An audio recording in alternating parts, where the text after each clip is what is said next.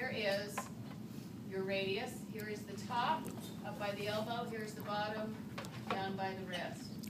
So features to learn. Well, first of all, once you know top from bottom, this rounded area is up by the elbow. The bigger, broad area is down by the wrist. That tells you top from bottom. The smooth distal portion, this is the front of your radius.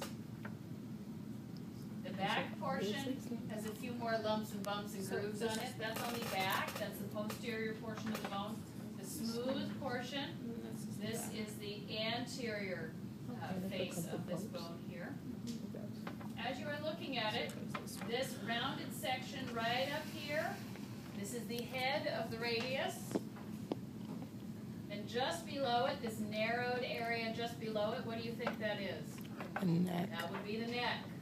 Anytime you have a narrowed area right below the head of any bone, odds are it's probably the neck. And then, just below the neck, we have kind of this raised area right here. This is your radial tuberosity. This is where your biceps brachii, when you flex and make a muscle and you feel all strong, this is your biceps, right? This is where it attaches. It attaches down on the radius here. The radial tuberosity is where your biceps brachii muscle is going to attach onto. And finally, last feature to know, down by the wrist, this pointy little guy right here, this is your styloid process. We also had a pointy styloid process on what other bone? The temporal bone. Okay. If you think about a stylus is a long, pointy instrument, a styloid process is going to be a pointy projection of bone. And this helps to kind of surround the bones of the wrist. And when it kind of comes down on the side, down by the thumb, it helps to create a structure that will kind of encase the bones of the wrist. When you put the ulna next to it, you can see how this is also a styloid process of the ulna. And you can see how these two styloid processes come down on the side and kind of create this concave little area, this little nest for all your carpal bones in the wrist. And it helps to keep them all hugged in together. So this is your radius. And since we know that this is going to sit over by the thumb side, it's going to sit on the outside of the wrist, we know that this, oh, I need to rotate again. This is a right, Yeah, it goes on that. this is a right radius. This is That the radial tuberosity sits in the front and sometimes faces a little bit inwards towards the ulna. But the big way you know that this is right is you know this is the front side, this is the smooth side, and you see the styloid process coming down towards the thumb. Oh, I guess you're right. It's a lot. You know this is a right radius. Seems Now we bring in the ulna here. I know. This is ridiculous. Okay, here's the ulna. Ulna doesn't quite fit. There we go. Almost. This big section up here, that is up by the elbow. And then this narrower, it becomes narrower as you go down, and then you have a slight swelling down here at the bottom. This slight swelling down here at the bottom is the head of the ulna. The head of the radius is up towards the elbow. The head of the ulna is down towards the wrist. You do see that styloid process there, this little sharp outcropping.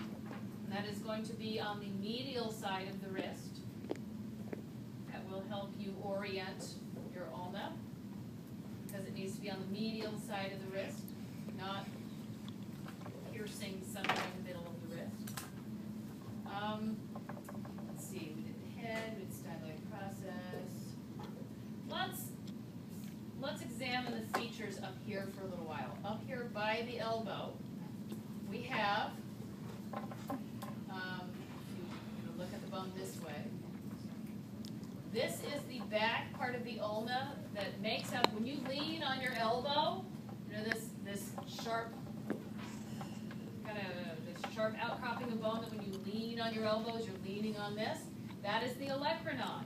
Makes up the back of the elbow there, and that is what articulates into the olecranon fossa when you straighten your elbow. Right? This little U-shaped area right here. This guy right here, this is the trochlear notch, because this is the part of the ulna that interacts with the trochlea on your humerus, the trochlear notch. And then this sharp guy in the front, this is the coronoid process. Now you had a coronoid process on the mandible, you have a coronoid process on the ulna as well. And when you bend the elbow, the coronoid process snuggles into the coronoid fossa on the humerus. There are built-in depressions on the humerus to account for all of these different outcroppings of bone that need to kind of fit together. Let's see, we did that. Oh, the last one, radial notch. You will notice on one side of the coronoid process, there's a nice kind of smooth, flat, articular area right here. On the other side, there's no nice, smooth, flat area.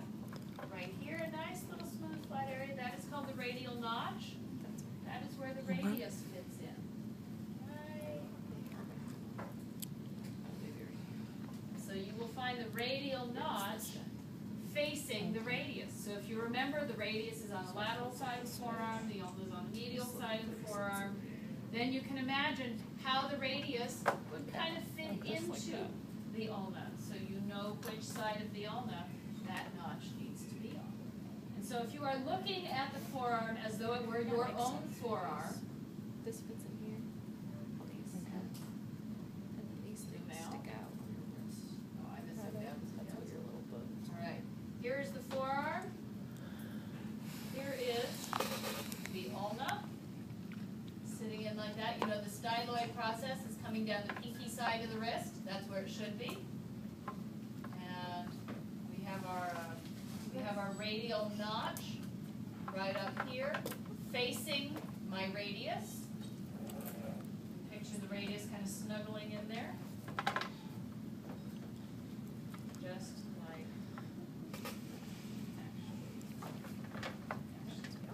It'd be really cool if they fit together like a puzzle, but they don't. Yeah. Where's my humerus? Unfortunately, my humerus and my radius and my ulna are all from the same side of the body. When you see it, it makes them like this. See, it makes so much more sense when you see them all together. There we go. It does. There we go. That's what we're looking at right there. Yes, like that. Yes. Okay. Right? This is the front. All right. So are we good with how these guys all interact? Because yeah, like that. And when the elbow This is bends, the you can thumb see that the with the coronoid, thumb. the coronoid process and the ulna needs somewhere to go. So we have a built-in fossa.